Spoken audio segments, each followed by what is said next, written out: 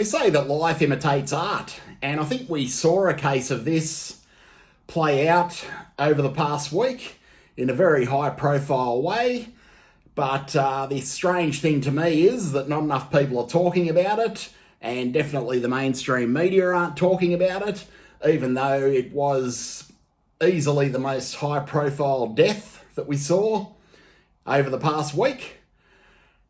And this is a death that really did remind me of certain aspects of a very well-known film franchise, and that's the Final Destination franchise. Basically, the premise of that one, I'm sure you've all seen it if you're clicking on the video, is that you can't cheat death, and death will find a way if you try these life hacks to get around it. So it may surprise some of you to look at this aspect of the death of Republican Senator Lindsey Graham, but his death has very much mirrored Final Destination, in my opinion, in all of the most classic and most obvious ways. So just to explain my theory, my hypothesis about Senator Lindsey Graham. So basically, this guy was a very busy public servant. He was in the Ukraine doing all sorts of duties, apparently. One of these duties was inspecting a drone bomb facility or a drone facility. And who would have thought, an hour after he left the drone facility, allegedly, the Russians took it out, levelled it to the ground. So basically, Lindsey Graham, 71 years old, a man that lived hard, drank hard, partied hard, did unspeakable things hard.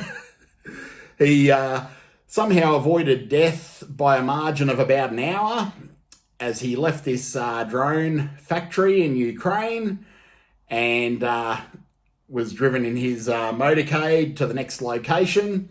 And the Russians were a bit slow on the uptake, allegedly, apparently, and they levelled this drone factory a mere hour after Lindsey left. The other unusual thing that happened with Lindsey Graham's visit, the hotel that he was staying in, that was another case of a near miss for the 71-year-old who lived hard, drank hard, partied hard, and did unspeakable things hard. For the love of the game. So he basically checked out with his entourage, and once again, a mere hour later, the Russians levelled the hotel, or at least bombed it beyond recognition. So you've got two near-death experiences, two almost death experiences in the space of 24 hours. They were both bombing raids, of course, but nevertheless, you do see where I'm going with this one. So what happened afterwards? So basically, third time was a charm or a curse, depending on your outlook on all of these things. And it really did prove that when your time's up, your time's up. Because Lindsey started complaining of chest pains, and allegedly his final words were, "I can't die. I still need to figure out this Ukraine peace deal and the Iran MOU, and also I think the third one was normalising Israeli and Saudi relations or something like that." And without further ado, after a quick phone call to the president, Lindsey Graham did shuffle off this mortal coil quite rapidly at age 71. Not due to being bombed in a drone factory in Ukraine, not due to being bombed in his own hotel while he was perhaps checking out in the lobby or eating breakfast or watching banal Ukrainian morning television in the hotel room television, on the hotel room television.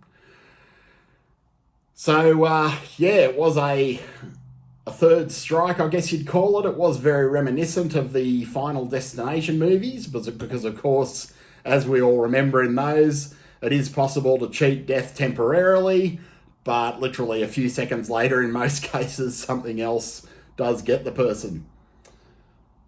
So quite an interesting case, a bit of a quick video. Just thought I'd hurriedly upload this one. I haven't uploaded in probably too long. I've been quite busy with work and other things, and life gets in the way.